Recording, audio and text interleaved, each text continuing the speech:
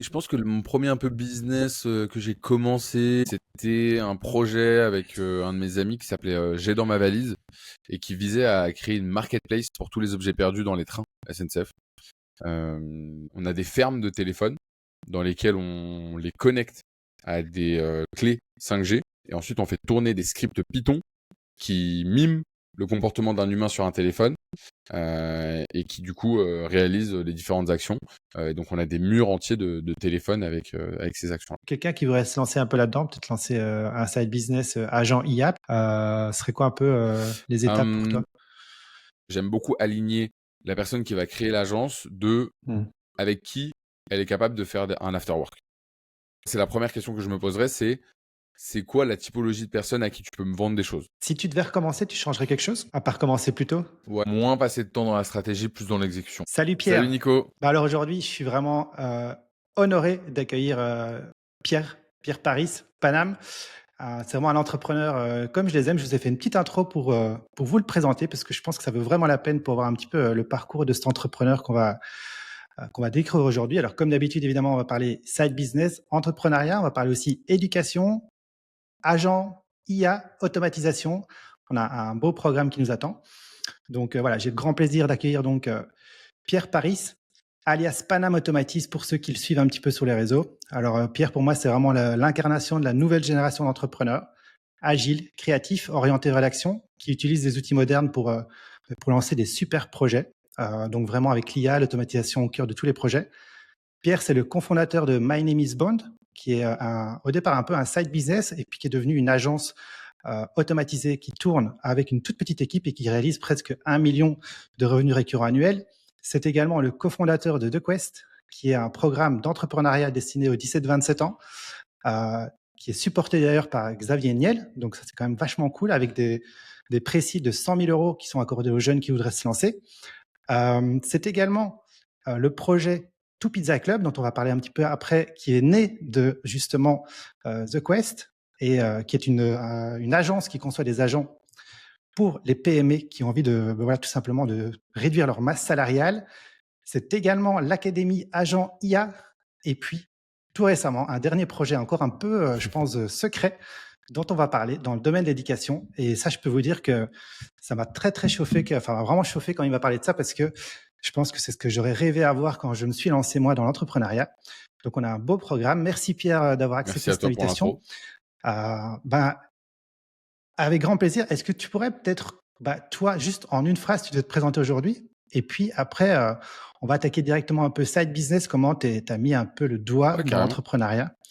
Raconte-moi un peu ton parcours Bah, comme franchement, ça. tu as donné pas mal de détails déjà. Peut-être pour donner un peu plus de contexte à ceux qui nous écoutent. Moi, je suis ingénieur de formation, mais j'ai jamais codé. Enfin, j'ai jamais été très technique. J'ai toujours plutôt été côté business. J'ai eu toujours un peu une envie d'entreprendre sans forcément me lancer. J'ai eu une opportunité pendant le Covid qui était My Name is Bond, qu'on a lancé, qu'on a réussi à scaler, si on peut dire ça pour une agence de service, même si on peut pas le dire. Et là aujourd'hui, donc je suis, comme tu l'as dit, cofondateur et associé sur The Quest. Et c'est dans cette entreprise, donc jointhequest.co, qu'on a itéré et testé pas mal de typologies de business. Et là aujourd'hui, on va attaquer un nouveau chapitre avec The Quest, qui est l'un des chapitres les plus ambitieux, en tout cas moi le projet le plus ambitieux que j'ai jamais monté. Et ça concerne toutes les personnes qui veulent se lancer dans l'entrepreneuriat. Là, je suis vraiment envie déjà de faire un fast forward parce que c'est pour ceux qui suivent peut-être un peu l'origine ici de Side Business Facile. En fait, l'origine c'était ça s'appelait Nouvelle Académie. On avait lancé ça en Covid et c'était vraiment déjà cette vision en fait de dans le nom, c'est ça, c'est de créer une nouvelle école pour les entrepreneurs. Donc, je suis très curieux de voir un peu votre vision là-dessus. On va y revenir dans un instant. Comment t'es tombé, toi, du coup, dans l'entrepreneuriat après les écoles, etc. Ou peut-être tu avais déjà lancé des petits trucs. Je suis curieux de savoir un peu en général quand il y a toujours une fibre qui naît à un moment donné, l'envie d'entreprendre. Comment Ouais, c'est arrivé chez toi? je pense que mon premier un peu business que j'ai commencé, mais qui était un peu une idée entre potes, qui a pas non plus donné super suite. C'était un projet avec un de mes amis qui s'appelait J'ai dans ma valise et qui visait à créer une marketplace pour tous les objets perdus dans les trains SNCF. Et donc moi j'ai commencé, je devais m'occuper du site internet, donc il fallait que j'apprenne à le faire. À l'époque je voulais le faire sur Drupal, donc c'est vraiment un peu les anciens qui connaissent Drupal.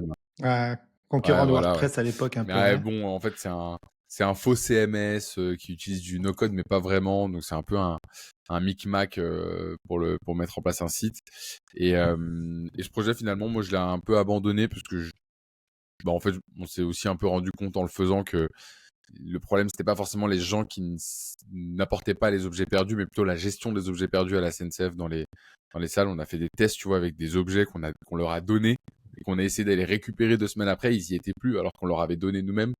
Donc voilà. Donc ça, c'était un peu notre premier projet. Mais après, pendant le Covid, j'ai juste Ouais. envoyé un message à un de mes potes de l'époque qui s'appelait Maxime Blondel, qui est mon associé aujourd'hui, en lui disant voilà, j'ai du temps libre, je suis en Mhm. chômage partiel. J'ai toujours voulu monter un truc. Si t'as une idée, si t'as un truc, envoie-moi un message. Et il m'a conseillé de lire un livre sur l'entrepreneuriat qui m'a un peu mis le pied à l'étrier aussi.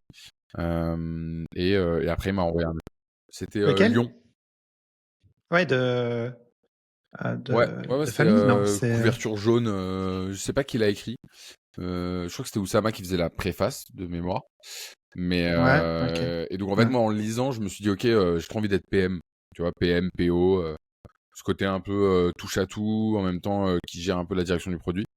Donc je lui avais dit ça et il m'a recontacté 3 semaines après en disant viens dans un call, faut que je te présente Marion Carnero, on a un truc. Et ils m'ont dit voilà, on a créé une boîte qui s'appelle My Name is Bond. On a 3 clients, on sait pas comment les délivrer. Et en fait moi j'ai kiffé le challenge déjà de base et surtout ça m'avait enlevé le côté phobique administratif. Il était rassuré parce que tout ce qui était création de la société, création du branding, création du site internet, tout ça c'était fait. Et donc il fallait plus que délivrer, on avait déjà de l'argent. Donc en fait, c'était une super carotte, je l'ai vu comme un jeu vidéo. Et je me suis lancé dedans et voilà, j'ai pris le taureau par les cornes.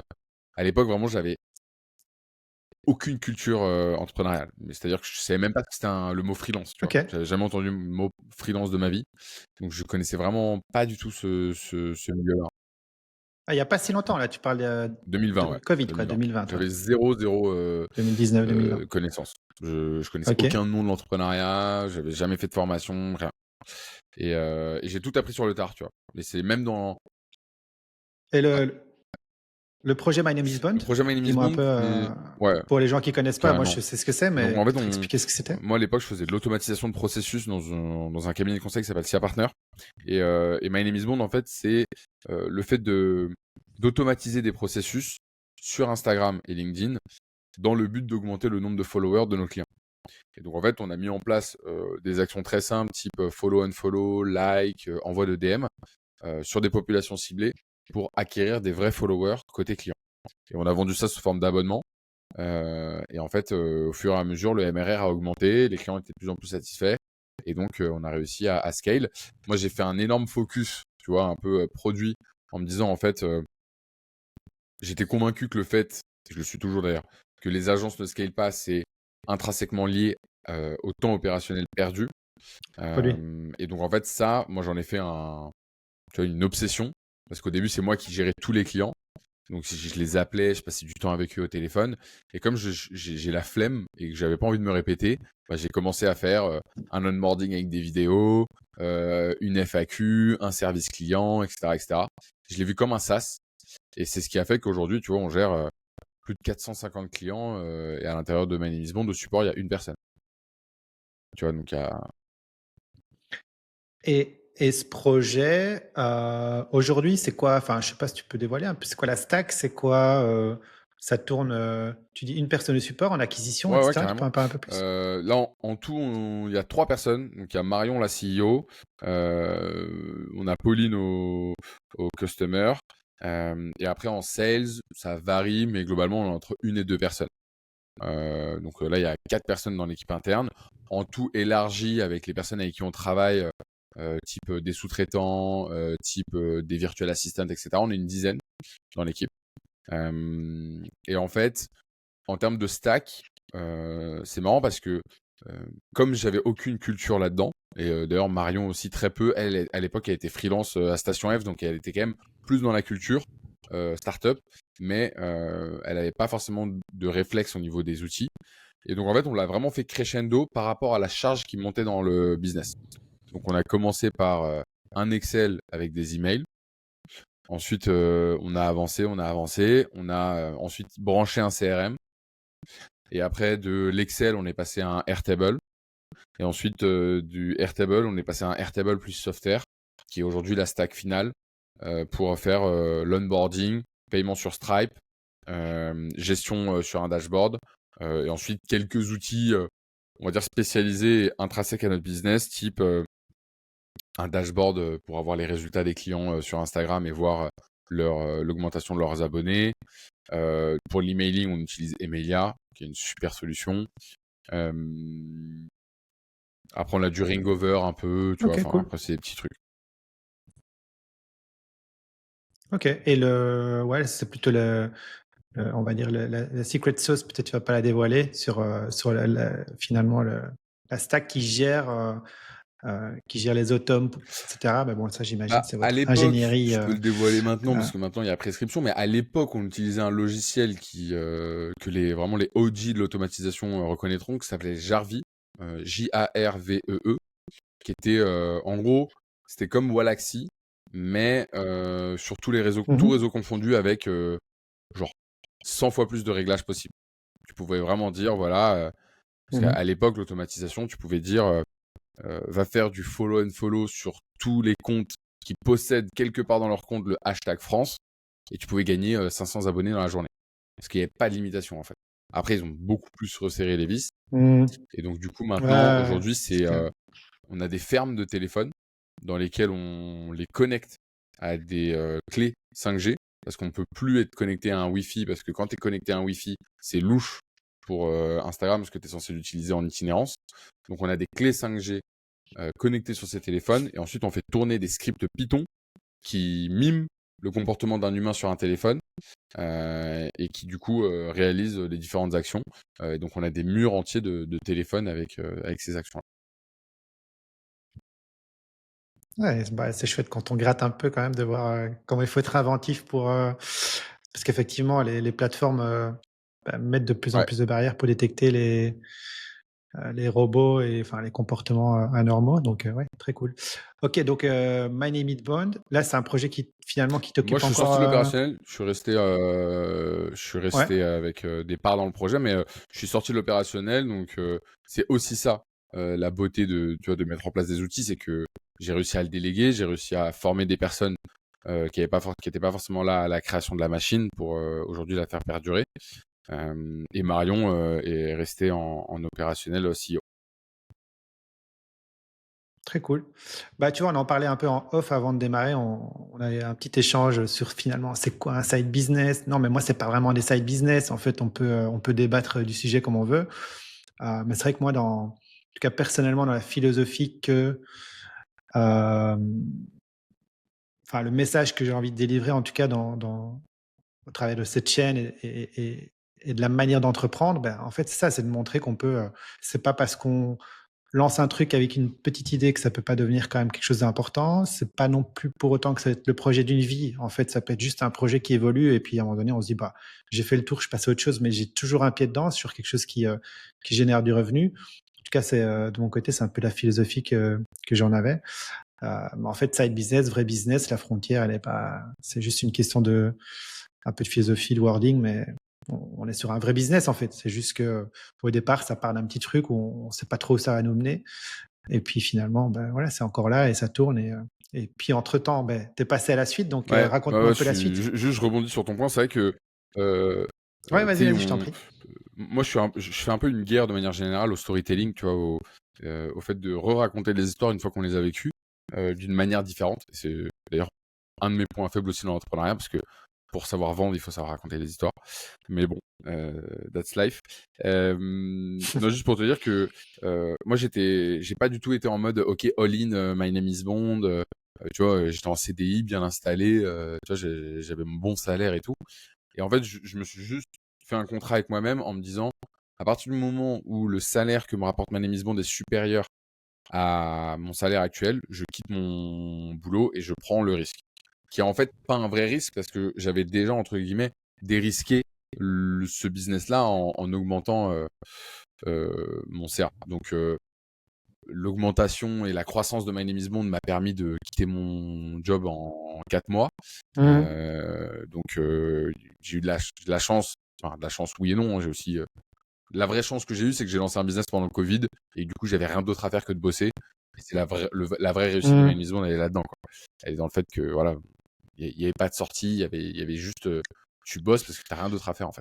Ouais, de toute façon, voilà, il n'y a pas de secret. Il y a que ceux qui passent à l'action qui C'est provoquent clair, cette forme de chance. On c'est clair. l'appelle comme on veut, mais voilà, un petit peu. Euh, Faut juste y aller. Mais tu vois, juste pour terminer sur ce que tu disais, tu vois, c'est là où, quand moi je parle de side business, ben, c'était, tu avais un job, tu as lancé un truc sur le côté, ça t'a permis de mettre un pied dans l'entrepreneuriat et de te libérer. Et en fait, c'est exactement ça que moi j'essaye de montrer comme voie, c'est de se dire, bah, en fait, si vous avez envie, bah, le meilleur moyen, c'est de commencer ouais, par un truc à ouais, je suis côté, quoi. d'accord. Je suis Donc, d'accord, mais en fait, je pense que l'illusion que les gens ont, qu'il faut essayer de combattre, c'est que la vérité, c'est que tu peux pas créer un business en n'y consacrant que 2 heures par jour pendant X temps. Moi, j'y crois pas à ça.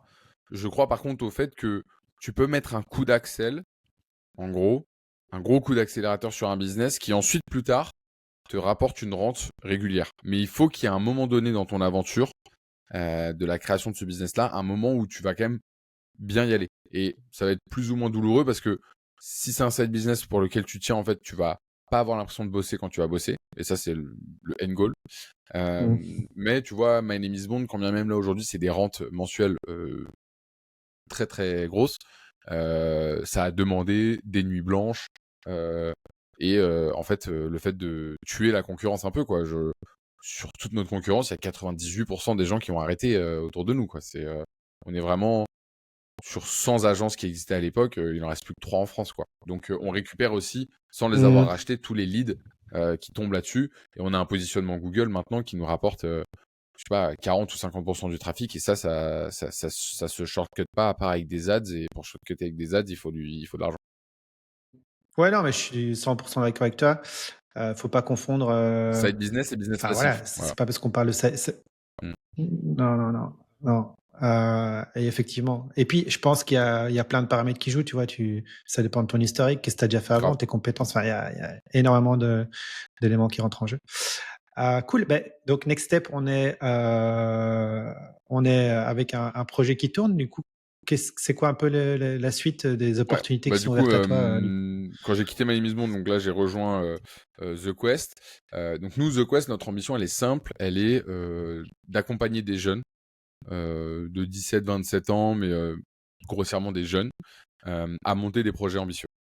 Donc pour cela, nous, on a 3 filiales qui sont très distinctes, mais en même temps qui font très sens, tu vas le voir. La première, c'est de former ces jeunes. Et donc c'est le nouveau programme qu'on lance là en septembre.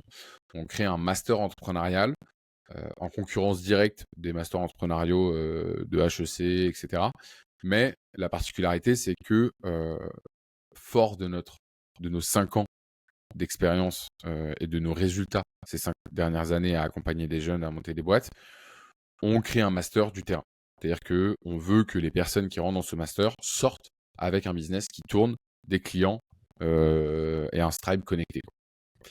Ça, c'est la première chose. Ça s'appelle Small Giant by The Quest, qui est donc, c'est la première fois que je le dis en podcast, donc c'est exclusivité mondiale à toi. Ouais, ouais, mais franchement, moi, j'ai eu accès un peu au pitch, entre guillemets, la future landing page, j'ai vu ça, j'ai envoyé un message direct à WhatsApp. Je sais pas quoi qu'est-ce, mais en tout cas, si vous cherchez, je refais l'annonce publiquement, mais ce projet est tellement, moi, ce que j'avais comme envie aussi en créant à l'époque, le projet que j'ai ici et tout ce que je fais pour donner cette envie d'entreprendre et surtout de concrétiser des choses.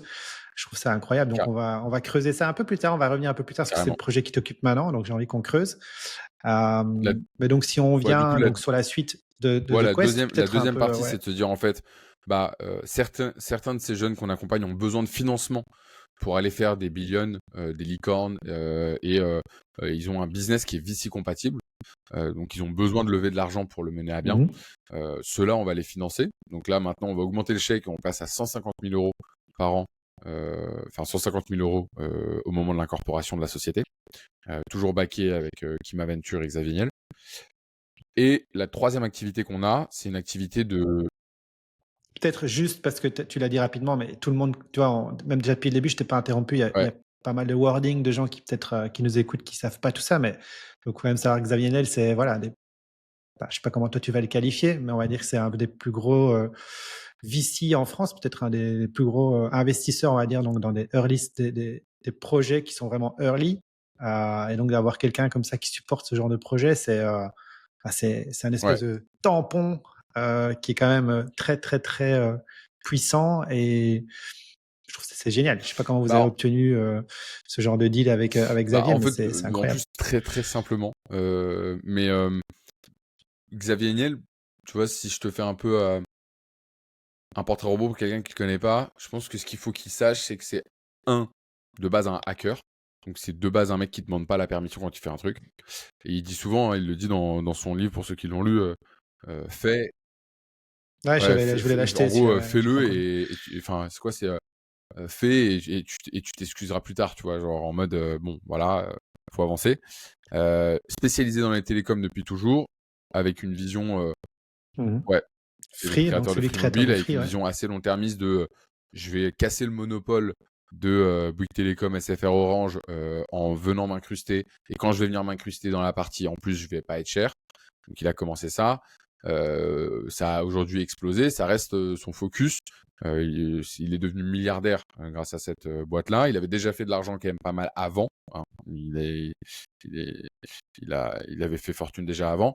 Euh, Aujourd'hui, c'est le seul milliardaire connu en France qui rend à la jeunesse et qui essaye de donner un maximum à la jeunesse. Et nous, c'est ce qui nous a vachement séduit dans son profil au-delà de son portefeuille, c'est de se dire, OK, en fait, lui, il fait tout pour qu'il y ait des jeunes qui s'en sortent. Donc, il a créé une école qui s'appelle 42, une école de Mhm. code, ouais. École Il 42, a créé une ouais, autre très cool. école qui est moins connue, qui est sur l'agriculture. Euh, et il a créé un fonds d'investissement. Il a deux fonds d'investissement. Il a un fonds d'investissement avec ses potes, dans lequel il investit quand il a évidemment des bonnes opportunités, parce qu'il a des bonnes opportunités. Et un autre fonds où là, il y a plus une question de ROI. Et ce fonds, il est dirigé par Jean de la Roche-Brochard. Et donc, nous, on lui a simplement... Ouais, ouais, tout à fait. Bah, Jean, que je vous Ouais, invite à suivre d'ailleurs aussi, très c'est très intéressant. Il fait beaucoup intéressant ce de... qu'il Il est raconte. newsletter et il fait des posts LinkedIn super sharp sur le monde de l'investissement. Ouais. Euh, et nous, comme on l'a eu, on a simplement envoyé un email à Xavier en disant on a créé l'entreprise que tu aurais rêvé de créer. Et il nous a dit parlez avec Jean. Et on a parlé avec Jean et on avait fait un deal avec lui. Très cool, très très cool. Comme quoi, moi je dis toujours aussi, tu vois, il faut oser, parce que les gens, soit en entrepreneuriat, ils se font 15 000 questions, ils se posent 15 000 questions, bah, tu l'as dit, non, fais, et puis tu verras après. Là, ici, c'est la même chose, bah, demande, Ouais. au pire, tu as un non. À la limite, tu redemandes une deuxième fois, au pire, tu auras un deuxième non, tu vois. Si tu veux vraiment quelque chose, Et faut pour aller le le coup, chercher, Xavier, en c'est fait. assez impressionnant parce qu'il Et c'est répond un peu la vraiment à petite. ses emails. Genre, c'est pas une légende urbaine, quoi. Moi, Ouais, enfin, j'ai conseillé des entrepreneurs sur des demandes de tout et n'importe quoi, envoyé un message, il a toujours répondu. Mais parfois, c'est des réponses très courtes, hein, mais ça répond. c'est vrai, cette légende, j'ai déjà entendu. Cool. Du coup, tu disais deuxième pilier, troisième pilier, il y avait Et un troisième pilier, la ouais, formation, le formation, financement. Ouais. financement. Et le troisième pilier, donc nous, ce qu'on aime, c'est aussi être proche du terrain. Et on a une thèse aujourd'hui avec l'IA et la manière d'entreprendre, qui est une thèse assez particulière, de dire que aujourd'hui, il faut aligner un entrepreneur avec son idée. C'est-à-dire que c'est pas juste le fait d'avoir une bonne idée, ça n'existe plus ça. Ce qu'il faut, c'est aligner avec la personne qu'il est. La deuxième chose, c'est qu'aujourd'hui, avec l'IA, on peut créer son produit. Mhm. Et la troisième chose, c'est qu'aujourd'hui, nous, le canal sur lequel on a le plus d'impact, c'est les réseaux sociaux. Et donc, aujourd'hui, à l'ère de l'IA, on crée des fermes à contenu Mhm. qui permettent de mettre ton produit dans Mhm. les mains des bons utilisateurs. Et ces trois éléments-là, on se les est appliqués à nous pour créer ce playbook. Et on a créé en fait des applications mobiles. Donc, on a créé un studio qui s'appelle IRL App, dans lequel on lance des applications mobiles de manière assez récurrente. On a eu plusieurs succès assez fulgurants en quelques mois qui ont atteint des centaines de milliers d'euros de MRR. Et donc, on a ce triptyque-là de dire on vous forme, les meilleurs on vous finance et on garde les mains dans le réel et dans le cambouis de manière opérationnelle parce qu'on a aussi nos propres projets qu'on développe. Ouais, d'ailleurs, je pense que ce sera intéressant que j'invite Ouais, aussi. C'est Julien, c'est ça? Qui s'occupe un peu de cette partie-là. Ouais. Voilà, j'ai entendu aussi, vu un peu le genre de choses c'est qu'il un faisait. pirate. C'est Ouais. assez futuriste, on va dire, dans l'approche. Tu parlais de Ouais. tes murs de, tes murs de téléphone, ouais. Euh, Très très cool. Bah, on peut parler un ou deux projets peut-être de The Quest. Tu parlais, je pense qu'il y a Ouais. Cray Craig, c'est ça qui a pas mal explosé. J'avais installé, je n'ai pas encore utilisé, mais tu peux en Grave. parler un peu des projets qui ont Grave, bien grave, on en a fonctionné. pas mal. Donc il y a Cré en effet, qui est une application, c'est un jeu de questions pour couple, et qui te permet Mhm. voilà, qui te Pimenter permet la vie de couple, ouais. de te poser des questions profondes. Qui a bien marché. Pareil, on a suivi ce playbook-là de dire, ok, bah, on crée un produit, on lance le MVP avec une version payante dès day one, et ensuite on fait un maximum de vues sur TikTok pour avoir des retours d'utilisateurs et orienter la direction du produit par rapport à ce que dit le peuple, tout simplement. Et ça a bien marché, ça a bien explosé. On a Romain qui a créé. Attends, je t'interromps parce que moi, c'est un milieu que je connais pas trop. Vas-y, Et tu vas-y. sais, j'aime bien toujours explorer des modèles de side business que je connais pas trop. Et d'ailleurs, peut-être potentiellement là, si tu as des gens que tu connais sur cette niche-là spécifique, ça m'intéresserait de faire une interview et mais peut-être, tu vois, de faire une édition de newsletter aussi sur la création Ouais. d'une app. Je n'ai encore jamais fait. Je connais pas trop. Donc, quel type de tech on utilise pour créer une app, Clairement, tu peux utiliser Cursor, hein. Tu peux tout utiliser ça. Cursor pour Puis, le faire. Mais OK. ce qui est intéressant dans les apps, c'est qu'en fait, il faut vraiment pas réinventer la roue. En fait, enfin, il existe des logiciels. J'ai plus le nom en tête du logiciel qu'eux ils utilisent, mais il y a un logiciel assez connu, tu peux le retrouver facilement, qui prend les screenshots de toutes les apps. Et en fait, ce qui est hyper important, c'est de quand tu crées une app, partir du principe que un clic, il vaut super cher. Donc en fait, tu n'as pas le droit de Mm. faire un onboarding trop long, sinon l'onboarding est abandonné, tu vois. Et donc en fait, les apps, il faut que ce soit Mm. laser précis sur plein de petits détails, de dire, ok, ouais, à quel Ouais, moment je mets l'UX, le ouais. paywall, à quel moment je demande les 5 étoiles sur l'App Store, à quel moment tu vois, ça c'est des trucs qui doivent être mais d'une précision ultra sharp, parce que le simple fait de par exemple, tu vois, sur un jeu de soirée où tu t'enchaînes les parties, le simple fait de demander la notation à la partie 2 versus la partie 3, ça peut changer de 30% le nombre de notations que tu as dans le mois, tu vois. Et c'est un truc, c'est ultra orienté data. Tu vois, c'est vraiment du data, de la data, quoi. Mm. Et franchement, les mécanismes, ils sont hyper intéressants. Et pareil sur la création ce qu'on appelle les créatives, donc c'est-à-dire les, les, enfin, le contenu qu'on va publier pour faire de la promo. En fait, il y a ce qu'on appelle des formats gagnants. Donc en fait, c'est des formats qu'on teste et qui font beaucoup de vues. Et nous, on a remarqué un peu Mm. je joue toujours avec les algorithmes. Nous, on fait tout en organique. On fait très peu d'ads sur tous nos business. On n'a pas du tout une culture d'ads. Or, il Mm. faudrait beaucoup plus qu'on s'y mette parce que c'est là où tu scales, tu vois, et tu peux un peu. C'est comme si tu avais un bateau et Ouais, que tu ouais. gérais la voilure, tu vois, et l'amplitude de ta voile avec les ads, quoi. Euh, hier, euh, hier, je parlais avec Maxime Barbier, qui est le CEO de TimeLeft. Et tu vois, il m'expliquait qu'à un moment donné, ils avaient beaucoup de croissance et il a voulu réduire la croissance. Et moi, quand il m'a dit j'ai voulu réduire ma croissance, je me suis dit mais attends, tu peux pas, t'as pas la main pour réduire ta croissance. Parce que moi, en organique, on n'a pas la main. Et il me dit si, bah moi, comme je fais des ads, juste je Mm. réduis mon budget d'ads et en réduisant mon budget d'ads, bah, je réduis ma croissance.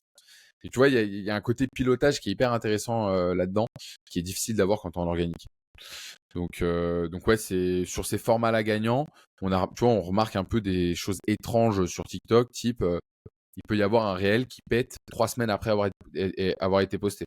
On peut avoir un réel, nous on fait beaucoup de posts, dès qu'il y a un format gagnant, on le publie sur 30 comptes TikTok différents, bah, tu as des stats qui sont complètement différentes. Tu as des formats gagnants qui vont marcher en Pologne, et donc là, tu vois, typiquement sur l'une de nos apps, on a genre 30-40 cas de MRR en Pologne, alors que bah, du coup, ça nous crée des trucs à faire en produit qu'on n'avait pas du tout prévu parce que c'est des Polonais et que la culture elle est différente, tu vois. Donc c'est marrant de voir ça. Ta dernière cuite à la vodka, ouais, ok, je vois, c'est pas le même genre de. Euh, Ouais, Donc, franchement, ouais, c'est un sujet en tout cas qui doit être chouette à creuser parce que si tu as des contacts là-dessus, je suis chaud pour une fois creuser vraiment carrément. le sujet Je des apps, t'enverrai Théo euh, que je quelqu'un. comprenne un peu, tu vois, même, ouais, même, tu vois, de quoi on parle en termes de, de coût de développement. J'imagine il y a le design qui est quand même vachement important dans une app. Peut-être trouver, ouais, bon, tout ça ouais, à creuser quoi. Cool. Tu avais un autre projet que tu veux parler Euh, en app ou en, de en Quest app, peut-être ou... bah là, on a créé dernièrement une app. On a créé dernièrement une app avec Tanguy. Tanguy, c'est un use case assez intéressant parce que il a créé une app de coaching sportif où il s'est basé uniquement sur le design. Donc en fait, tu as un robot super bien designé qui te fait les coachings avec toi. Et lui, il ne savait pas coder. C'était juste un excellent designer. C'est lui qui a fait un projet qui a été quand même très suivi sur Instagram. Donc je pense que ça parlera à ta communauté. Il a créé je sais pas si tu as vu ce concours d'échecs communautaire. En gros, il a créé une partie d'échecs Non, je pas vu ça. où tu voyais en fait les blancs contre les noirs. La communauté du coup sur Instagram devait dire quel était le move que les noirs faisaient ou quel était le move que les blancs faisaient. Et le commentaire avec le plus de likes était le coup qu'il allait mettre en place. Et en fait, il a tout scénarisé et tu rentres dans une espèce de série, tu vois, un peu comme la partie d'échecs dans Harry Potter. Il a créé un truc où en fait, c'est pas juste la pièce qui se déplace sur un échiquier, c'est genre, tu vois, le chevalier qui arrive et qui défonce la tour en mode truc spectaculaire et tout. Et ça a eu un carton incroyable. Des super grands joueurs d'échecs sont venus dans les parties, tu vois, des Julien Song, etc. Donc ça a super bien marché et nous on l'a incorporé dernièrement là avec The Quest. Et donc il a lancé cette app là en savant juste designer, zéro code. Et il a lancé l'app de zéro en 3 mois. Disponible sur les App Store Et et déjà des déjà résultats 1000 euros de probants? MRR. Donc Très cool. Ouais, en plus, on peut se dire que c'est quand même un marché mm. hyper concurrentiel. Enfin, c'est les apps de faire du sport, t'as l'impression que c'est le truc déjà Ouais, vu, mais clairement. comme quoi, avec parfois juste des stratégies, des manières différentes de faire les choses, tu peux juste sortir du lot, quoi. Après, on n'a pas que des applications mobiles, Cool. parce que là, on a beaucoup parlé de ça, mais on a aussi, tu vois, par exemple, Romain Courtois, qui a gagné, d'ailleurs, c'est marrant, le hackathon de OpenAI dernièrement. Il a gagné seul face à des équipes de 4. Excellent. Enfin, le mec, techniquement, est un monstre. Il a fait 42. Et là, il a créé son premier projet avec nous qui s'appelle GitIngest, qui a pour but de voilà, il Ah ouais, j'ai transforme vu, ouais. n'importe quel repo GitHub en un texte que tu peux donner ensuite à un LLM pour pouvoir lui donner du contexte sur ton code. Et là, dernièrement, il a créé GitRule, euh, qui permet en gros de donner tout le contexte que tu veux à un agent pour que l'agent puisse coder ensuite avec toi. Ouais, c'est genre de projet aussi à suivre, clairement, Voilà. dans Après, l'air qu'est-ce du qu'on a? temps. On a aussi Sophia de Spectra, qui elle a créé, est en voie de créer, donc elle a levé 2 millions d'euros. Donc elle a fait une Ouais. pré-seed avec nous, puis une seed à 2 millions. Et elle crée un dispositif médical qui permet la détection de maladies dans le sang en utilisant les propriétés quantiques de la lumière. Ok. Donc, on est sur vraiment des profils. Mais en fait, c'est amusant de voir le type de profil qui arrive chez vous, puisque là, on est tout à fait dans un autre, enfin, un autre Ouais. univers, on va dire, de gens que vous arrivez à capter dans votre. Elle, c'est Ouais, un, comment les gens arrivent chez vous finalement? Bah, on a 1000 candidatures sur le site par an. Donc ça, c'est un des moyens. Maintenant, après, les meilleures candidatures qu'on a, c'est beaucoup de bouche à oreille et beaucoup par les réseaux sociaux. Donc c'est beaucoup, tu vois, Sophia nous a envoyé un message en disant, écoutez, je suis en 8e année de médecine. Euh, j'ai une zone d'idée qui est autour de l'analyse de sang. Ça va pas. Les labos se gavent. Il y a un truc qu'il faut changer. Et je sens que c'est autour de la mécanique quantique. Voilà, j'y connais rien au business, je sais même pas ce que ça veut dire startup. Je vais gérer la technique. Enfin, en tout cas, je vais trouver des gens pour gérer la technique. Il faut des gens pour m'aider sur démarrer le business et lever des fonds. Je vais quitter médecine. On s'est dit, ok, 8 ans de médecine, elle va quitter médecine pour lancer une startup, il nous la faut. Donc elle est venue à la maison, on a discuté et On lui a trouvé son cofondateur, enfin on l'a aidé à trouver son cofondateur, qui faisait un Master of Science en physique quantique à Polytechnique. Et ensuite, on est allé lever des fonds avec elle aux États-Unis. Et ça s'est bien passé. Donc, ouais, super content. C'est cool. Bah, écoute, je te propose qu'on avance un petit peu maintenant un peu plus sur Ouais, tes projets à toi aussi, on va dire plus direct, là récents, notamment, donc, tu as une chaîne YouTube sur l'automatisation. Tu as quand même commencé à créer pas ouais, mal de contenu sur ce sujet. Et donc on va arriver un peu plus, sur les projets plus récents qui t'occupent là, notamment, une communauté, sur la mm, création d'agents IA. Tu pourrais nous raconter un peu, comment tu es en arrivé là? C'est quoi ta vision peut-être aujourd'hui, tu vois, du monde de l'entrepreneuriat, mais pas forcément start-up, mais peut-être, tu vois, là, on est plutôt sur de la réorganisation d'entreprises ouais. existantes finalement, de process internes, dans un monde où les gens font des tâches manuelles, alors qu'en fait, on a des IA, des automes qui peuvent faire, un peu, une bonne partie du taf à leur place. C'est quoi un peu ta vision sur tout ça et le projet qui t'occupe autour de Ouais, bah cet en fait, environnement? cette vision-là, moi j'ai toujours une vision un peu. Je suis un grand flemmard, donc j'ai toujours aimé tout ce qui était productivité, tu vois, gagner du temps. Donc ça démarre un peu par les hacks. Et après, tu comprends que les hacks ne servent à rien, donc tu mets en place des systèmes. Et donc, de manière générale, j'ai beaucoup mis en place des systèmes à la fois dans mon organisation personnelle, mais aussi professionnelle. Et en le faisant pour beaucoup de startups qu'on accompagne, j'ai décidé après, j'ai dit à mes associés, voilà, il faut que aussi on puisse le proposer à l'extérieur parce que je pense que ça a un peu intéressé d'autres gens. Et donc ça a pris plusieurs formats au démarrage, une formation, ensuite j'ai créé une agence d'automatisation aussi, ensuite j'ai créé une communauté comme tu as pu le souligner sur les agents IA. Et donc j'ai toujours un peu itéré dans ce modèle-là. Je suis convaincu qu'il y a des choses à faire. Euh, Là, je les accompagne justement à aider beaucoup de business B2B, B2C à automatiser leurs actions et à en tout cas gagner du temps dans la mise en place de leurs process. Et voilà, hein, dernièrement, là, cette agence, enfin cette communauté-là des agents IA, ça se développe bien. L'entraide, elle est top. La communauté, elle est, moi, ce que j'appelle un peu autoportante, c'est-à-dire j'ai même pas besoin de beaucoup intervenir. Les gens se corrigent entre eux, ils s'aident. Il y a même des gens qui s'associent entre eux, qui créent des sociétés entre eux. Donc c'est vraiment top, c'est vraiment le but de ce que je voulais faire. Je voulais pas du tout faire de l'infoprenariat que les personnes ne vont pas appliquer. Je voulais vraiment que tu vois, ils se démènent. Là, pour te dire, même dans les derniers lives, je leur demande chacun de faire un truc par rapport à leur playbook qu'ils ont. Et s'ils l'ont pas fait, ils n'ont pas le droit d'assister au live, tu vois. Donc ça fait un peu un retour à l'école, mais en même temps, c'est vraiment dans cette dynamique de vouloir, bah voilà, que ça avance, quoi. Que ce soit pas juste, on est spectateur de sa vie. Euh, et puis là, dernièrement, bah, cette communauté d'agents IA, je vais essayer vraiment de la faire évoluer vers Small Giant. Donc, ce programme beaucoup plus orienté master de l'entrepreneuriat. Tu pourrais un peu, si on reste sur ce sujet des agents, expliquer un peu ta vision justement aujourd'hui, tu vois, quelque part, c'est quoi les premières actions? Enfin, deux sujets. Premièrement, peut-être, je trouve ça intéressant pour ceux qui nous écoutent, peut-être qui ont des boîtes, qui sont entrepreneurs. Qu'est-ce qui, pour toi, doit être mis en place par défaut dans la plupart des boîtes sur ces sujets et que tu vois, on va dire, Mm.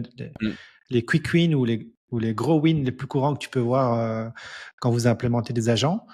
Ça, c'est la première question. Et la deuxième, peut-être les idées, si des gens devaient lancer des agents sur des Ouais, sujets spécifiques, si tu as des idées comme ça d'agents à lancer, que bon, tu ne peux pas tout faire, donc tu as certainement aussi carrément. des idées dans ta besace. Ouais. Déjà, il y a un premier piège dans lequel tout le monde tombe et il faut pas tomber. C'est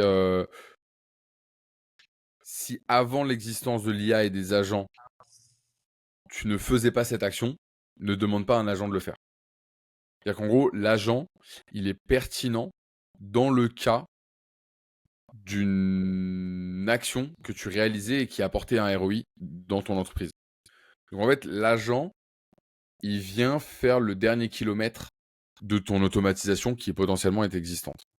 Donc un agent de gestion de contenu personnel, etc. Pour l'instant, aujourd'hui, il n'y en a aucun qui tient la route. Pour la simple et bonne raison qu'il y a encore trop d'hallucinations sur les LLM et parce que ce processus-là créatif, il est compliqué à transmettre sur le papier. Par contre, je suis une agence de formation. Je délivre des certificats de réussite de cette formation. J'ai un process qui, dès lors que le candidat remplit tel formulaire, ça déclenche toute la création du PDF, ça l'envoie en signature en YouSign, etc. Et ensuite, j'ai créé un chatbot entraîné sur les datas du client qui explique au client quelles sont les prochaines étapes et où en est son élément. Là, il y a des choses à faire. Mais en fait, les gens, ils ont la FOMO des agents IA et ils ne comprennent pas que derrière les agents IA, seules les entreprises qui ont une data ordonnée, qui ont des process clairs et qui ont le moyen de les mettre en place vont tirer leur épingle du jeu. Et à chaque fois, moi, qu'on m'a demandé un agent IA, ça a toujours dit, OK, mais en fait, déjà, tes data, elles sont sur Notion sans database, donc ça va pas le faire. Tes data, elles sont même pas dans une base de données, tu es en train d'écrire sur du papier, donc avant de parler d'agent IA, on va parler de digitalisation, tu vois. Et en fait, Mm. cette fame, en fait, les agents IA devraient être connus que des personnes qui connaissent déjà N8N, connaissent déjà Make, connaissent déjà Zapier. En fait, si tu n'as aucun de ces outils déjà dans ta boîte, la marche, elle est trop haute pour l'apprendre. Et donc ça, il faut pas se leurrer. Il y a pas de, tu vois. C'est exactement la même chose et c'est exactement la même problématique autour du vibe coding, en fait, tu vois. Le vibe coding, c'est incroyable pour un codeur qui va demander 10% de son code en vibe coding. C'est le use case parfait. Par contre, un mec comme moi qui a jamais codé et qui vibe code quelque chose, ouais, je vais arriver à un résultat, je vais arriver à une petite plateforme. Mais je vais jamais lancer un SaaS qui va faire des millions d'euros avec. Ça, c'est non, tu vois. Mais je vais pouvoir tester mon idée. Et je pense que c'est l'intérêt du vibe coding, tu vois, c'est de tester son Ouais, idée. ouais, ouais. Mais voilà, donc du coup, sur les agents, mon premier conseil, c'est de dire gérez vos datas et rangez vos datas avant de faire les agents. La deuxième, c'est la même chose pour l'automatisation. C'est en fait, fais les tâches de manière manuelle un certain temps et une fois que tu vois qu'il y a un ROI business, mets-les en place. Tu vois. Par exemple, tous les personal assistants qui existent, tu vois, d'envoyer un email. Le truc, c'est que l'agent, par définition, tu lui demandes de prendre des décisions. Mais en fait, dans beaucoup de cas business, t'as pas envie qu'il prenne des décisions. Tu vois, c'est un peu comme si t'envoyais ton petit frère chercher le courrier en bas de chez toi et qu'en fait, bah, s'il croise son meilleur pote sur le chemin et qu'il va faire un foot, bah en fait non, t'avais demandé de recevoir ton courrier dans moins d'une minute. En fait, tu le reçois dans 1 heure et demie. Bah, un agent, c'est un peu ça. C'est-à-dire que tu vas lui demander de faire un truc, mais s'il a décidé de faire autre chose ou de switcher l'email en portugais, alors que tu lui avais demandé d'écrire en français, mais il peut le faire. Et dans les cas business les plus automatisables, c'est-à-dire les process les plus chiants et les plus administratifs, qui sont là où tu vas avoir le plus gros ROI, t'as pas du tout envie qu'il se passe ça.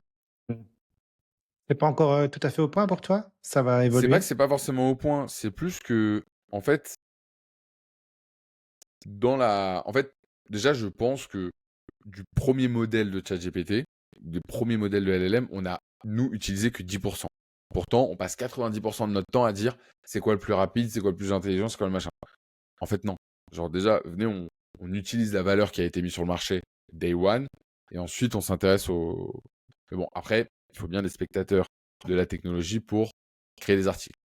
Mais mon point, c'est que je pense que, en fait, je suis hyper content que le terme agent IA soit aussi connu, parce qu'en fait, il a rendu sexy un truc qui ne l'était pas, parce que automatisation, les gens entendaient automate, et donc ils entendaient code, et donc ils entendaient compliqué, et donc ils entendaient je le mets pas en place. Agent IA, je sais pas pourquoi, c'est sexy. Donc marketingment parlant, tout le monde, pour lui, c'est la ruée vers l'or de tout le monde veut des agents IA. Donc pour ça, je suis hyper content. De l'autre côté, maintenant, la question est où sont les use cases, tu vois, et où est-ce qu'il y a un Mmh. ROI. Et à chaque fois que moi je dis ouais, les agents IA, ils me disent ok, mais vas-y, parle-moi d'un agent IA incroyable, tu vois. Et donc ça, il faut faire attention parce que de manière générale, et les gens ont raison, l'automatisation, c'est pas sexy. Parce que l'automatisation, là où tu as un ROI, c'est sur les tâches qui ne sont pas sexy. C'est pas la création d'ads, c'est pas la création de contenu, c'est la gestion des factures, c'est la gestion du support client, c'est la gestion des contrats, etc., etc. Donc, c'est sur des tâches où tu n'as pas forcément envie de communiquer. Mais c'est là-dessus que tu économises du temps humain, donc que tu fais un ROI grâce au logiciel. Si, mais 2 points, donc je suis 100% d'accord avec ce que tu disais. Je sais pas, c'est assez marrant parce que je suis un peu dans l'univers aussi, parce que j'accompagne aussi des projets, notamment à se digitaliser, etc. Et comme tu dis, il y a eu un truc qui s'est passé avec l'arrivée de l'IA et les agents où les gens, ils ont même pas passé, ils ont pas encore passé la barre de l'automatisation, alors que toi, Zapier, par exemple, moi, j'utilise Zapier depuis les premiers projets où j'ai commencé à utiliser Zapier, on était en 2016, Ok, ça fait presque 10 ans que je faisais mes premières j'adore. automes avec Zapier et que déjà j'ai été bluffé comme moi-même, j'ai connecté tu vois, mon Gmail avec mon Google Sheet, etc. Alors que je suis pas codeur.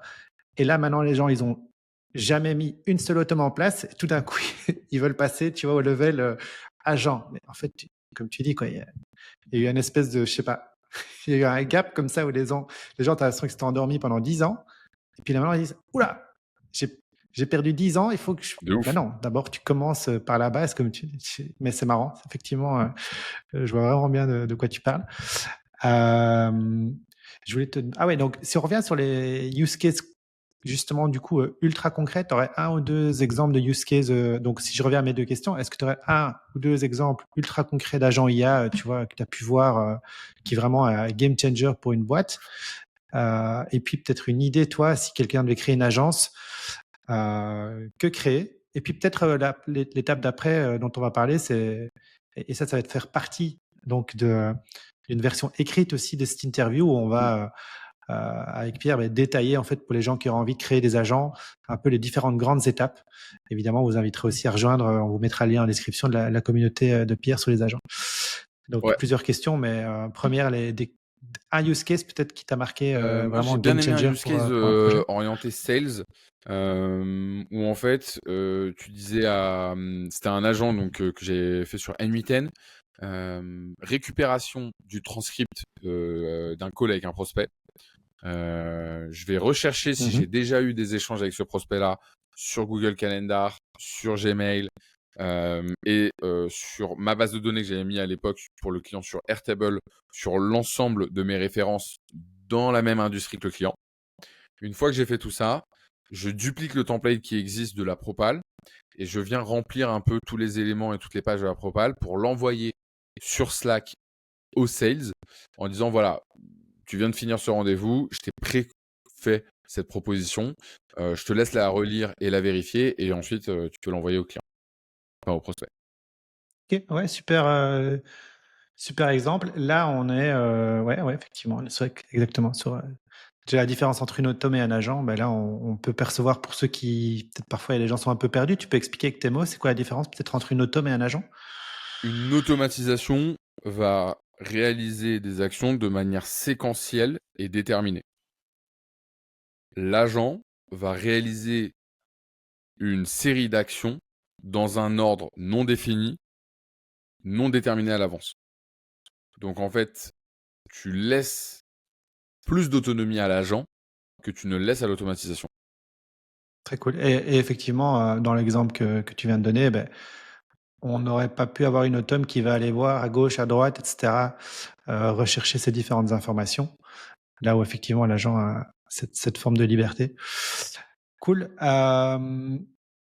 Donc deuxième question, bah, on va peut-être faire dans l'ordre si les gens qui auront envie de s'intéresser à tout ça et lancer peut-être une agence IA, peut-être on peut faire le lien avec Two Pizza Club, mais euh, tu, est-ce que tu as des idées de niche ou comment quelqu'un qui voudrait se lancer un peu là-dedans, peut-être lancer un side business agent IA, parce que ça pourrait être une forme de projet à lancer, serait quoi un peu les étapes pour Euh, toi?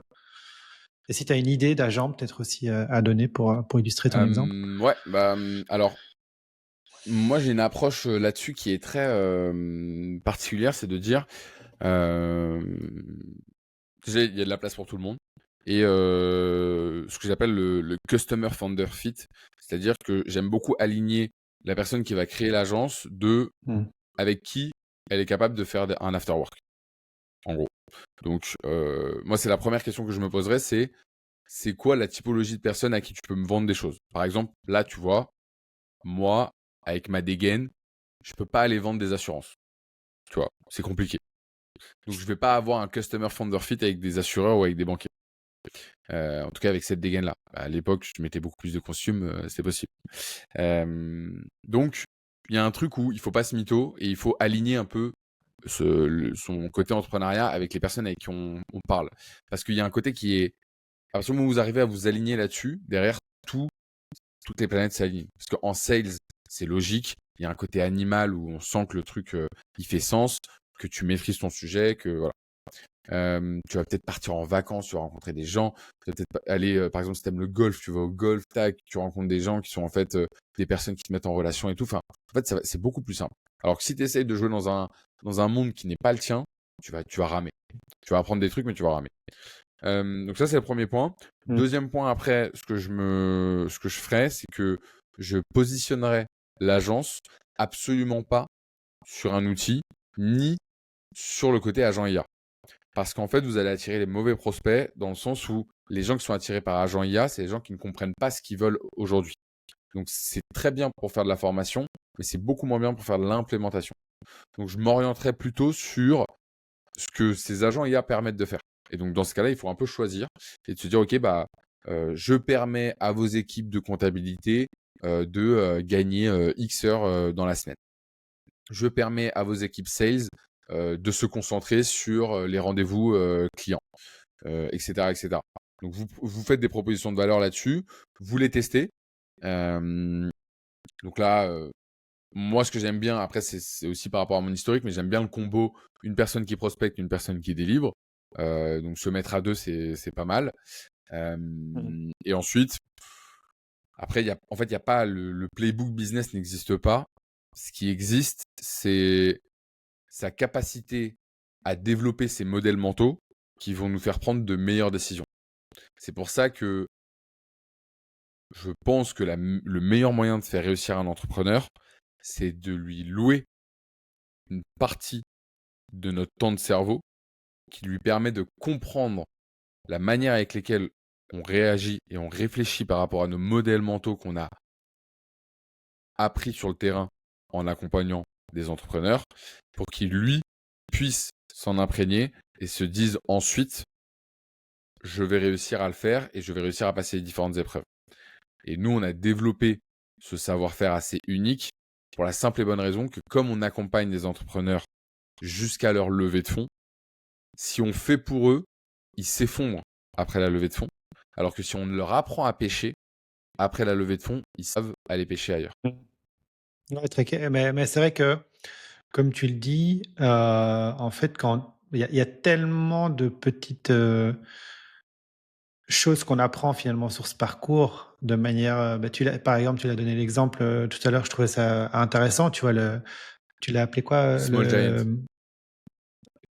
non, le Ah, founder fit, Customer mais Founder avec Fit. le, cl- voilà, le customer founder fit, mais il y a aussi, en tout début d'introduction, tu avais parlé, quand on a démarré l'interview, tu parlais aussi de l'alignement, un peu cette notion de ikigai, tu vois, d'alignement entre le projet et la personne, tu vois. Bah, ça, moi, je suis à 100% aligné aussi sur ces convictions-là. Et tu vois tellement de gens, et donc c'est aussi un peu un des discours que j'aime bien essayer de casser, parce que tu en parlais aussi, tu vois, un peu les discours qu'on peut trouver sur l'entrepreneuriat un peu partout, où en fait les gens ils sont juste attirés par des objets brillants à gauche, à droite, il faut faire ci, il faut lancer ça, mais en fait non, et tout fonctionne, mais il faut d'abord trouver ce qui fonctionne pour toi, et ça les gens le captent pas forcément. Ils vont le capter après, après s'être planté pas mal de fois ou avoir pour finalement se rendre compte qu'en fait les réponses, c'est pas tout à fait là. Les réponses, elles sont dans des choses exactement comme tu viens d'expliquer. C'est des alignements qu'il faut d'abord avoir. Est-ce que le projet il est fait pour moi? Mais il faut pour moi sur plein de sujets, compétences, connaissances, de l'industrie, de moi-même, de mes propres forces, de mes propres faiblesses, de mes zones de génie, mais de mes zones où je dois faire attention. Enfin, c'est plein de petits détails comme ça qui font qu'au final, ça fonctionne. Et ouais, super intéressant. Pour reprendre ici, donc je propose donc cette partie comment lancer vraiment son agent IA. Vous verrez, on mettra un lien dans la description ici de la vidéo avec une partie écrite où on va développer davantage avec Pierre. Je Ouais. vais essayer de trouver une idée, peut-être concrète, sur un type d'agent à lancer. Ça pourrait être même celui Mm. que tu as expliqué tout à l'heure, hein. Je pense que c'est un use case super courant d'avoir des équipes de sales qui font des interviews, qui sur base de ça doivent prendre des actions. Enfin, voilà, il y a pas mal de petites choses comme ça qu'on pourrait imaginer. Je vais Ouais. réfléchir si je trouve une idée concrète. Et on va vous développer un peu, voilà. Enfin, Pierre va certainement amener pas mal de choses sur comment partir de ça, de Grave. vous-même, de votre marché, pour créer, trouver une idée. Et je pense que là, typiquement, l'IA peut vous aider aussi. Franchement, moi, j'ai fait des tests comme ça. Récemment, je me suis amusé, juste petite parenthèse, tu vois, dans la newsletter, parfois, je m'amuse à, voilà, je développe des idées de side business. Et là, je me suis dit, tiens, je vais prendre ma compagne et je vais demander à ChatGPT de trouver une idée. Et donc, j'ai développé comme ça le truc. Et franchement, ça marche assez bien. Donc, j'ai dit qu'est-ce qu'elle aime bien, qu'est-ce qu'elle aime pas, c'est quoi ses zones de génie, les trucs qu'elle veut faire, pas faire, etc. Et j'ai demandé à l'IA de m'aider à lui trouver une idée de side business à lancer. Et finalement, on est arrivé sur quelque chose qui matchait vraiment bien. Et franchement, ça peut. Je vous invite à faire l'exercice. C'est parfois assez bluffant. Il peut vous trouver des trucs assez cool. On va y venir peut-être sur le projet là que tu disais tout à l'heure avec votre vision, peut-être le projet le plus ambitieux ou le plus. Ouais, je sais pas quel mot tu avais utilisé tout à l'heure, mais en tout cas qui va vous occuper maintenant, occuper pas mal de ton temps. Reprenons un peu le fil de ça. C'est quoi pour toi, du coup, peut-être, si on parle un peu d'éducation, euh, qu'est-ce qui vous a donné envie de lancer ce projet et qu'est-ce qui, pour toi, va peut-être plus dans le modèle d'éducation aujourd'hui, qui vous donne envie de créer cette école nouvelle génération? Moi, je suis ingénieur de formation, j'ai fait les arts et métiers, et j'ai fait un master entrepreneurial aux arts et métiers. Et en fait, il y a plusieurs choses qui m'ont choqué à ce moment-là. Enfin, choqué, c'est un gros mot pour dire ça, mais euh, l'aspect entrepreneurial, encore une fois, il n'y a pas de vrai playbook. Euh, Nous, on a ordonné pour l'instant notre master de la manière suivante, c'est-à-dire 1, trouve ton idée et aligne-la avec qui tu es. 2, crée ton produit avec aujourd'hui les outils notamment de l'IA. 3, mets ton produit dans les mains d'un maximum de personnes en utilisant les réseaux sociaux. 4, développe ton projet en utilisant des mécanismes comme le recrutement, potentiellement la levée de fonds, les partenariats, etc. Et 5, devient le meilleur CEO possible sur tout ce qui va être mécanismes mentaux, gestion des finances, etc., etc. Voilà. Leadership, etc. Ouais. En fait, ces éléments-là, on ne peut les comprendre et les intégrer pleinement si et seulement si on met les mains dans le cambouis et on va sur le terrain. Et ça, nous, on l'a compris dans le dur sur les différents business qu'on a créés. C'est que tu as beau dire à un entrepreneur, c'est pas ça qu'il faut faire, je te garantis que tu vas dans le mur. S'il ne prend pas le mur, il ne comprend pas pourquoi on lui dit ça. Donc en fait, il vaut mieux lui dire, grave, vas-y, pour qu'il y aille le plus rapidement dans le mur possible. Et quand il aura pris le mur et qu'il dit, oh, mon monde s'écroule, on dira, non, t'inquiète. Parce qu'en fait, là, tu vas faire ça. Il dit, ah, mais oui, c'est ça qu'il faut faire. Oui, oui, t'inquiète. C'est juste qu'on savait que tu allais prendre le mur, mais il fallait que tu le prennes. Tu vois. Et en fait, ça n'existe pas aujourd'hui sur le marché de l'éducation en France. Parce qu'on a un rapport à l'échec qui est compliqué. Et nous, justement, on veut, avec ce programme-là, montrer que mettre les mains dans le cambouis lors d'un master, c'est possible. Que débloquer et le faire sous forme d'une quête de jeux vidéo, c'est possible et on va le faire. Et enfin, là où tu vois HEC, leur force, ça va être les alumni. Nous, je pense que notre force, c'est justement tout le track record qu'on a des différentes sociétés qu'on a pu créer et du chiffre d'affaires qu'elles réalisent aujourd'hui. Et en fait, ça, c'est le secret caché. Il y a 2 secrets cachés de YC, qui est un incubateur américain. Le premier secret, ouais, Ouais, Combinator. Le Combinator, ouais. premier secret de YC, c'est qu'en fait, YC est une excellente excuse pour dire non à toutes les opportunités qui ne sont pas directement liées au business. Désolé, je peux pas pendant ces 3 prochains mois parce que je suis à YC. Fait que tu te focuses sur ce que tu veux faire. Ça, c'est la première excuse, c'est le premier secret caché. Le deuxième, c'est qu'en fait, tu te rends compte que le CEO d'OpenAI, le CEO de Airbnb, le CEO de Stripe, etc., ils sont pas à des années-lumière de toi. Ils sont OK à un stade un peu plus avancé, mais la vérité, c'est que intellectuellement, t'es pas si loin d'eux. Donc en fait, ça te dit, putain, si eux, ils ont réussi à faire ça, moi aussi, j'en suis capable, tu vois. Et donc en fait, il faut mettre ces élèves de ce master en lien direct avec ces entrepreneurs pour qu'ils se disent, putain, lui, ok, il est smart, il est chaud, il a des qualités et tout, mais je peux faire comme lui. Et en fait, cet espoir-là, tu ne peux pas le transmettre par des profs, tu ne peux pas le transmettre par des salles de classe. Tu dois le transmettre par un côté physique, un côté d'échange réel et authentique. Ouais, non, mais je suis tout à fait d'accord avec toi. Moi, si je remets ça, je le transpose à l'école, je peux citer le prof peut-être, ou enfin, tu vois, qui m'a un tant soit peu insufflé, tu vois, cette espèce Ouais, de flamme. Finalement, c'est des gars qui avaient fait des trucs et pas vraiment des carrément. profs qui Carrément. m'enseignaient de la théorie, quoi. Très très cool. Du coup, ce projet, il en est où aujourd'hui? C'est le Bah là, lancement. écoute, on est le 29 août. il- On a un lancement officiel prévu le 15 septembre. On va faire ce qu'on appelle un soft launch. C'est-à-dire que je veux qu'on ait une promo réduite à 100 personnes uniquement pour itérer sur qu'est-ce qui apporte des résultats et qu'est-ce qui en apporte pas. Et ensuite, on élargira à plus de personnes. Donc là, dans un premier temps, bah, on va closer, on va avancer avec un peu tout notre écosystème créé de ces 5 dernières années. Donc je pense qu'on a largement de quoi faire à l'intérieur pour avoir ces 100 premières Mhm. personnes.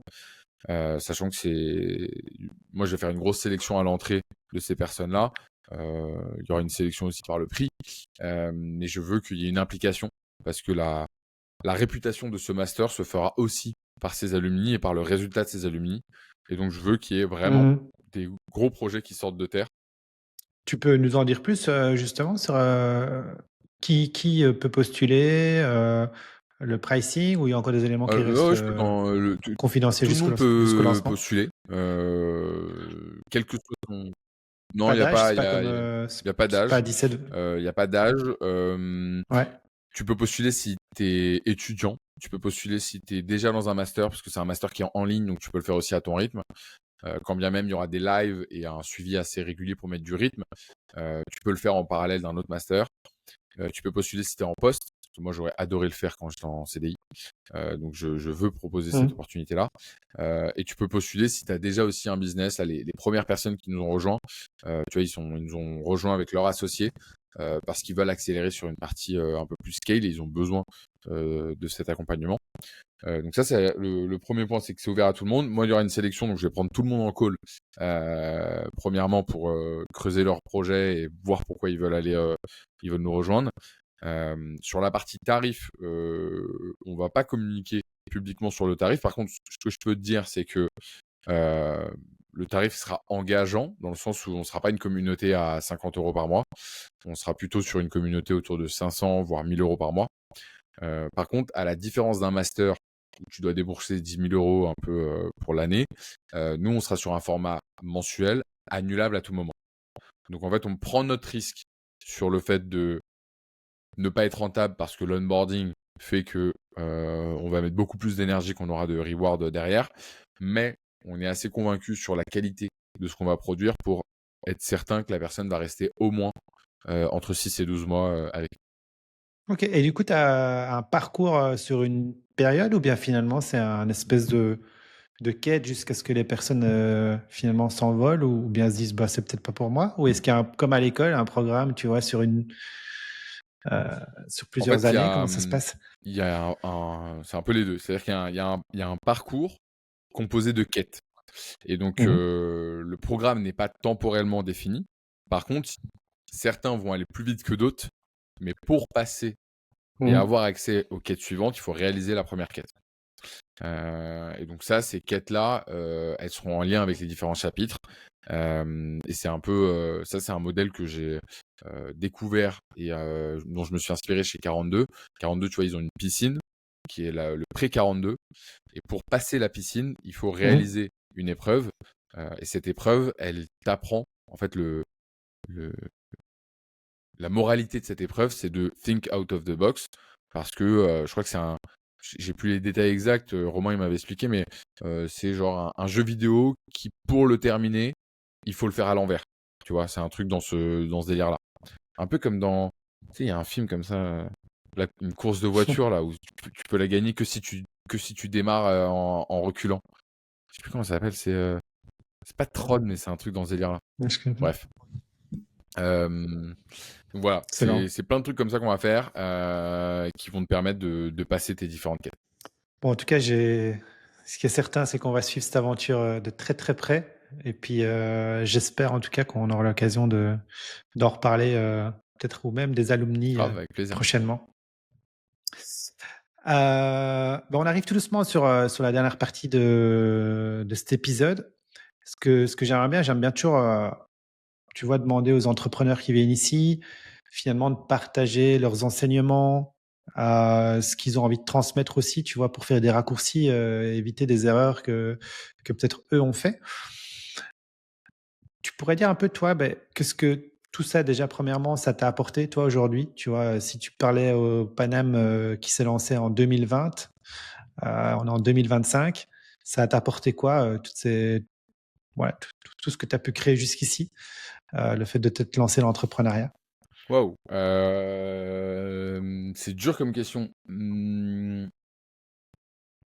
Les plus gros enseignements finalement que tu en tires sur toi, tu vois? Sur, te dire, si tu te dire au Paname, en 2020 qui tu encore en CDI, je me lance, j'ai peut-être envie, je sais pas, j'hésite et aujourd'hui, tu dirais quoi? Putain, Ouais, tu pas aujourd'hui, tiens, c'est ce ouais, qu'est-ce en que fait, j'ai appris de tout ça? ça, Qu'est-ce que c'est un point que j'ai jamais regretté d'avoir quitté. Jamais regretté le CDI et l'aspect confortable du CDI. Je me serais, je me, Aujourd'hui, avec du recul, j'envie les jeunes qui se lancent tôt. J'aurais kiffé me lancer plus tôt. Après, ça fait aussi mmh. partie de mon histoire, donc je l'accepte. Mais quand je vois ça c'est en entrepreneuriat, moi j'aime bien parler d'âge d'entrepreneuriat, en fait. Un mec qui a commencé à 16 ans à vendre. Souvent d'ailleurs, moi j'ai souvent une corrélation sur les meilleurs entrepreneurs. Ils ont souvent geeké un jeu vidéo fort, genre un LoL ou un Call of Duty, tu vois, très fort. Et ils ont souvent vendu des t-shirts ou des trucs au BDE, tu vois. Ils ont vendu des trucs un peu derrière une voiture, un peu en soum-soum, ou des cartes Yu-Gi-Oh! Ou tu vois. Il y a toujours eu un petit délire avec le commerce, quoi, tu vois. Moi, à l'époque, je vendais des. Tu vois. je ri je rigole, je vais te raconter pourquoi. J'ai mon fils Léon, donc mon fils Léon, donc c'est mon fils aîné. Forcément, bah, il me voit, un peu ce que je fais et cetera. Je lui explique un petit peu ce que je fais. Heu et là, il nous tanne depuis une semaine. En Ouais. fait, il y a une brocante, dans mon village, prochainement et là, ça fait 2 semaines qu'il est en train de faire des bracelets brésiliens, tu vois? Pour les vendre à la brocante et tous les soirs, il nous tanne pour que nous-mêmes, on fasse des bracelets pour qu'il les vende à la brocante. La semaine passée, j'ai des poules à la maison, tu vois? J'ai ma compagne qui a dit: «Bah, tu pourrais peut-être aller commencer à vendre des poules dans le quartier», tu vois? Donc là, il a commencé, à faire des récoltes des œufs de poules, il va les vendre dans le quartier. Donc c'est assez amusant. Je suis Voilà. convaincu de ça aussi, vraiment vraiment convaincu. Donc c'est ce genre de truc de délire que j'essaie de mettre, Donc, déjà dans mes commencer plus enfants tôt. de Ouais, moins de 10 ans, commencer ouais. plus tôt. Ouais. Ce que je retiens aussi, c'est. Euh, ça va paraître contradictoire dit comme ça, mais je peux le détailler après. Le premier, c'est en fait tout prend du temps. De se dire que tout prend du temps.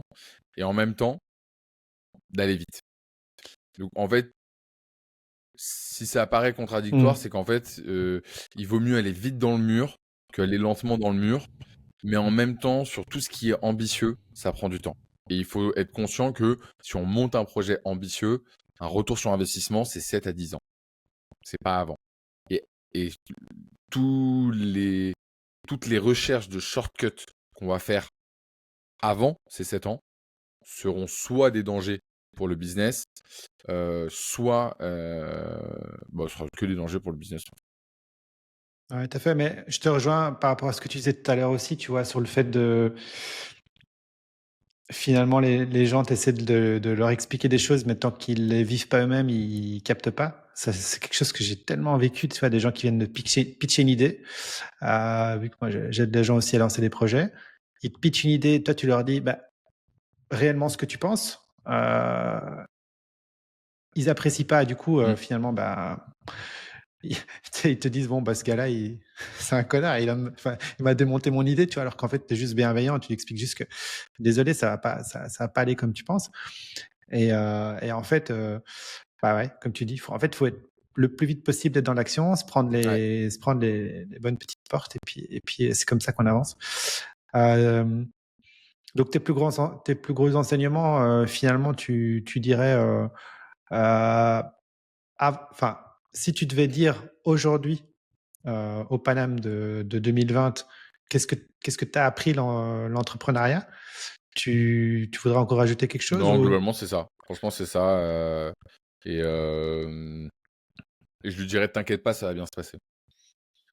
Très cool. Tu devais recommencer, tu changerais quelque chose? À part commencer plus tôt, Ouais, peut-être, tu commencer disais. plus tôt et moins passer de temps dans la stratégie, plus dans l'exécution. Ouais, toujours cette notion Ouais. d'action, clairement. Est-ce que toi, tu penses qu'il y a eu je sais pas, un hack ou un truc qui a fait la différence de ton Apprendre à me côté? Tu vois, connaître, tu dis, ouais, tu vois. Apprendre ok, très très cool. apprendre à travailler en fonction de mes niveaux d'énergie. Ça, c'est un truc, tu vois, il y a des mecs qui sont du matin, il y a des mecs qui sont du soir, il y a des mecs qui, tu vois, je connais des entrepreneurs multimillionnaires qui font du sport à 15 heures, je connais des entrepreneurs multimillionnaires qui font du sport à 5 heures, je connais des entrepreneurs multimillionnaires qui font du sport à midi. En fait, ce que eux tous ont en commun, c'est qu'ils sont allés plus rapidement dans la connaissance de soi en disant fuck off à tous les posts LinkedIn et tous les on dit que il faut que. Ouais, mais en fait, ça rejoint le message que j'essaie de donner tout à l'heure, tu vois. C'est qu'en fait, quelque part, il y a un peu tout fonctionne, tu vois. Miracle Morning, ouais, ça fonctionne pour certaines personnes, pour d'autres pas. En fait, tout peut fonctionner, mais pas pour tout le monde. Et cette notion effectivement d'apprendre à se connaître, elle est vraiment fondamentale. Euh, c'est quoi le meilleur conseil que tu as envie de donner peut-être aux jeunes de 17 ans ou aux plus vieux qui voudraient peut-être postuler pour votre master? Tu as un conseil que tu voudrais donner à ces... Si vous venez, engagez-vous. Tu vois. Je pense que la pire des choses, c'est d'avoir le cul entre deux chaises et d'en faire trop et de du coup ne pas savoir où t'es commis, où t'es machin, où tes trucs. Je pense que entreprendre, ça demande du courage et la première action du courage, c'est de faire des choix. Et je pense que si tu fais le choix d'aller dans une direction, tu l'assumes 100% et tu te donnes tous les moyens d'y réussir. Ok, bah, vous avez entendu le message et je suis effectivement d'accord. Moi, je parle souvent de prendre... tu vois, c'est un peu comme les gens qui Ouais, veulent arrêter de fumer ou qui veulent arrêter de boire. Ils disent, je vais essayer d'arrêter de boire, je vais essayer de... Non, en fait, on n'essaye pas d'arrêter de ouais, fumer. C'est soit on arrête de fumer, mais on n'essaye pas d'arrêter, tu vois. Bah, je pense que l'entrepreneuriat, c'est un peu la même chose. C'est soit on a vraiment envie et on prend conscience que ça va prendre du temps, on va se prendre des claques, on va se planter, on va échouer, ça va être dur, mais il y a un reward à la fin qui est incroyable ouais. à tout point de vue. Comme tu l'as dit, on apprend à se connaître, on évolue tellement, on développe tellement de nouvelles compétences. Bref, c'est autre chose, mais c'est une décision à prendre. Et c'est pas qu'il n'y a pas de no way back, on peut toujours revenir en arrière, évidemment, mais c'est pas l'attitude, en tout cas, que je conseille d'avoir. L'attitude qu'il faut avoir, c'est juste que prendre conscience que ça va être dur, mais que si on s'accroche et qu'on veut vraiment, bah, derrière, il y a le ciel bleu. Bah, il peut y avoir un gros nuage à traverser Grave, pour arriver au-dessus. Donc, aligné. très, très cool. Ah ben, où est-ce qu'on peut te retrouver aujourd'hui si on veut suivre tes aventures ou les différents Principalement, projets? moi Où sur est-ce que LinkedIn, tu... Paname Automatise ou Pierre Paris, Paname Automatise entre parenthèses, je crois. Je suis assez actif, je publie entre 3 et 4 fois par semaine. Mon compte Instagram, c'est plus pour me voir faire des conneries un peu. Et bien évidemment, sur le site internet jointhequest.co, sur lequel vous allez retrouver les différentes informations de nos 3 programmes. Small Giant, le Training Center qui est donc notre fonds et IRL Labs. Top. Et est-ce que toi, tu penses par rapport à, tu vois, tout ça, à quelqu'un Ouais, que je je vais pourrais je vais interviewer t'envoyer ici sur le side business ou Théo de Créfray, ouais. l'entrepreneuriat? Très, très cool. Bah, écoutez, j'espère que il acceptera cette petite invitation. Et un petit mot de la fin pour terminer à ceux qui Ça nous part. écoutent. Ah ouais, ça c'est. Moi, je vais terminer par la mienne. Mais les gars, vous savez ce qu'il vous reste à Let's faire, go. c'est à vous de jouer. Merci Nico Merci, pour merci l'invite. Pierre. Et bah, écoutez, merci à toi et à À bientôt très pour la vite. suite des Salut. aventures. Ciao.